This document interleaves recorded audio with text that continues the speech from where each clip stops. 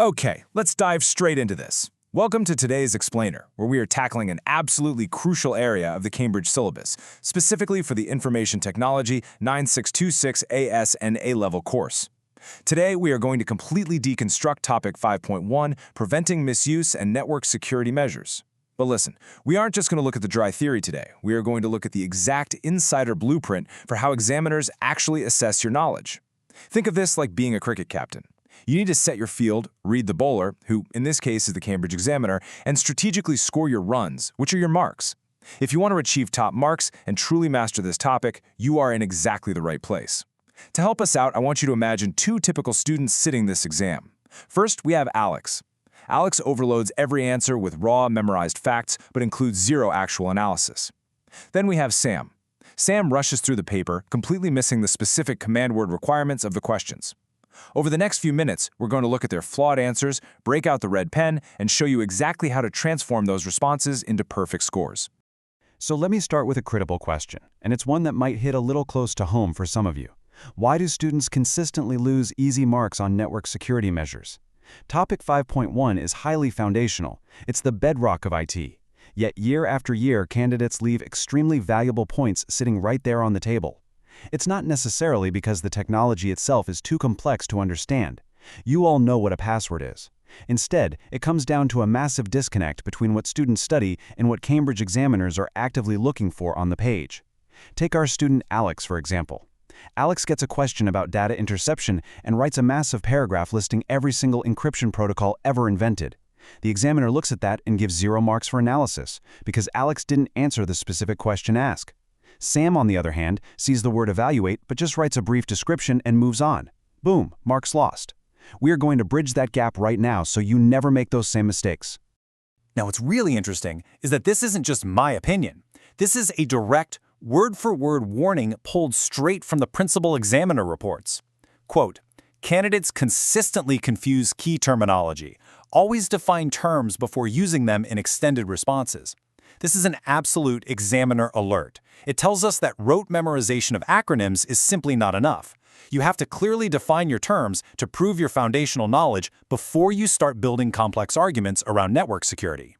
If you just drop the word firewall into an answer without explaining that it's a system designed to monitor and control incoming and outgoing network traffic based on predetermined security rules, the examiner can't reward you. They need to see the definition. Here is our clear, structured path for today's explainer. First, the pitfalls. Second, core theoretical principles. Third, the procedural framework. Fourth, mastering critical analysis. And fifth, the ultimate exam strategy. Section 1, the pitfalls. Let's look at exactly where things go wrong.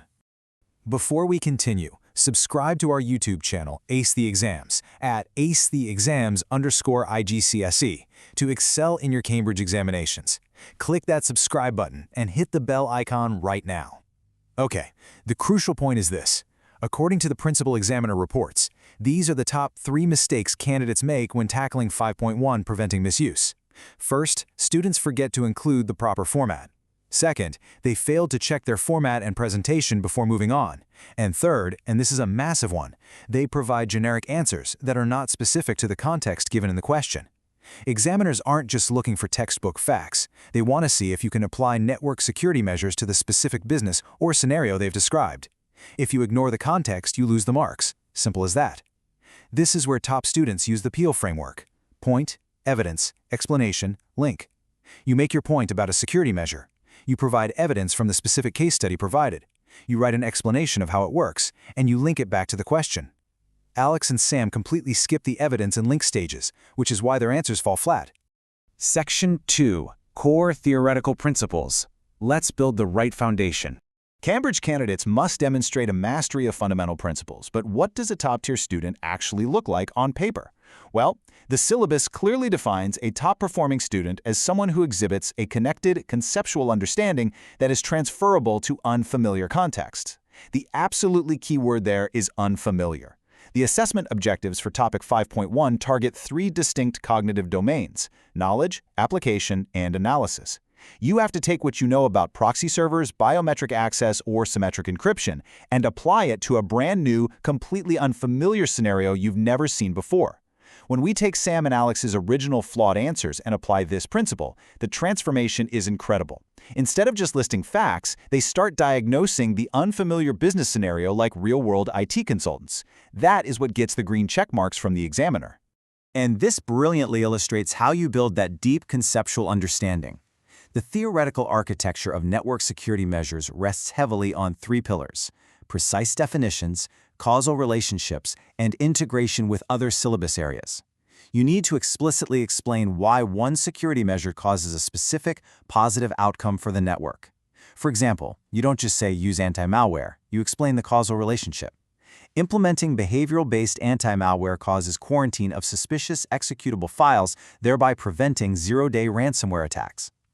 Furthermore, the principal examiner reports highly emphasize the candidates who reference cross-topic connections, meaning bringing in knowledge from other parts of the IT and computer science syllabus, achieve significantly higher marks. It shows you understand the entire IT ecosystem, not just isolated vocabulary words. Section 3. The procedural framework. Let's talk process. Consider the method mark strategy.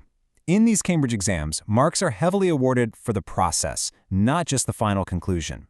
Academic benchmarks for this topic require logical, highly structured reasoning. The entire assessment framework prioritizes analytical depth over superficial breadth.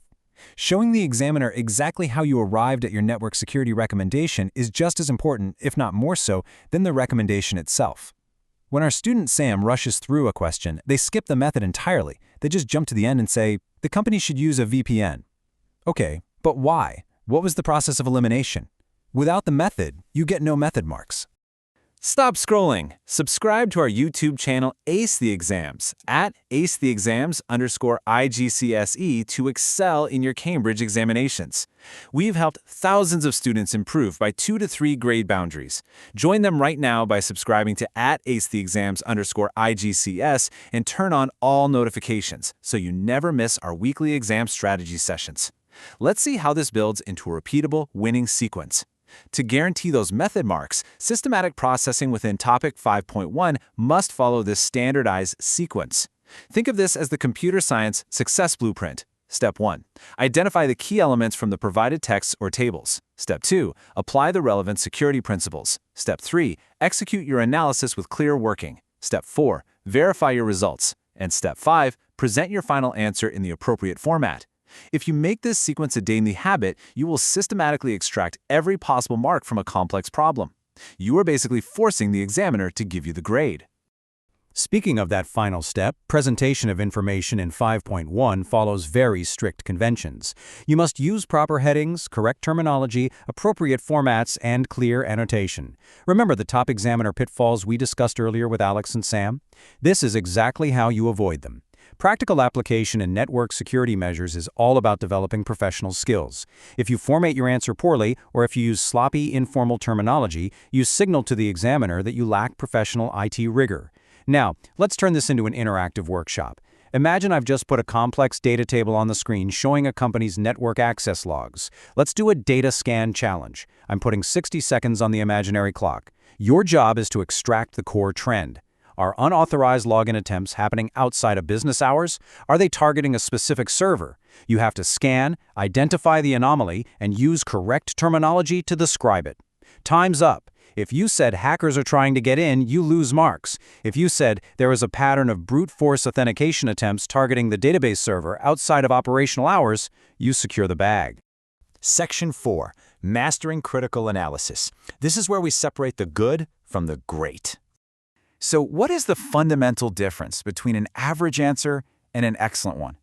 Higher-order assessment objectives demand that you evaluate alternatives and compare approaches. Superficial analysis just lists similarities. But deep, top-tier comparative analysis requires identifying similarities and differences. You must use comparative connectives in your writing, words like whereas, conversely, or furthermore. You must support each point with extracted evidence and ultimately draw conclusions about their relative importance. You can't just say measure A and measure B are both secure. You must analyze why one might be more critical than the other for the specific context. Let's do challenge 2 of our workshop, Find the Flaw. I'll give you a sample paragraph from Alex. Both passwords and biometrics are good for security. Passwords are easy to guess. Biometrics use fingerprints. Okay, where's the flaw? The flaw is that it is completely superficial. There are no comparative connectives, no evidence from a scenario, and no relative conclusion. A deep analysis using the Peel framework would contrast the scalability of password protocols against the non-reputation benefits of biometric scanners. Part of that deep analysis involves evaluating the quality of the evidence you are actually given. To hit those absolute highest descriptive, analytical, and evaluative levels, you must run through this checklist. Identify the limitations of a proposed security measure. Identify the assumptions being made by the business in the scenario. Consider alternative interpretations of the data, and finally, determine how these factors affect your ultimate conclusions and justified recommendations. This is what real critical thinking in IT looks like. All right, challenge 3 of our workshop, speed writing. You have 30 seconds to write one perfect paragraph using the Peel framework evaluating two-factor authentication. Ready? Go. Your brain should instantly be thinking. Point, 2FA adds a layer of security. Evidence, the case study shows employees are falling for phishing. Explanation, even if a password is stolen, the attacker lacks the physical token. Link, this mitigates the specific vulnerability highlighted in the company's recent audit. Section 5, Ultimate Exam Strategy. Let's bring it all together. This is it. This is your execution blueprint, summarizing everything we've covered into an actionable checklist for your next exam. We've built a complete answering system with 3 rules that guarantee top marks: command word decoding, Peel framework application, and time management. When tackling examination questions on network security measures, here is your 5-step playbook. 1. Deconstruct the question to understand the command word and the context. 2. Extract relevant data from the scenario. 3. Select the proper analytical framework, like Peel. 4. Execute your comparative analysis with clear notation and evidence. And 5. Present it all flawlessly with precise, correct terminology. This is how you take raw theoretical knowledge and turn it into undeniable physical marks on the page. You aren't just writing facts anymore. You are architecting a professional IT response. As we wrap up this explainer, I want to leave you with a final thought and a challenge. You now have the insider knowledge straight from the Cambridge Principal Examiner reports. You know the pitfalls that trap students like Alex and Sam, you know the theoretical pillars, and you know the analytical frameworks. Students who implement these computer science strategies see an average improvement of 2 grade boundaries, but only if they practice consistently with our weekly videos. Here's your final reminder. Subscribe to our YouTube channel Ace the Exams, at acetheexams_IGCSE, to excel in your Cambridge examinations. Subscribe right now to at acetheexams_IGCSE and click that bell. Don't let another exam pass you by. Drop a comment below with your target grade for computer science and the biggest challenge you're facing. Our team responds to every comment. Like and share this video with a study partner. Ace the Exams, your Cambridge success starts here. So the question is, how will you apply this method mark strategy to your very next past paper question? Don't just memorize, apply. Get out there, practice this blueprint on real questions, and truly master network security measures.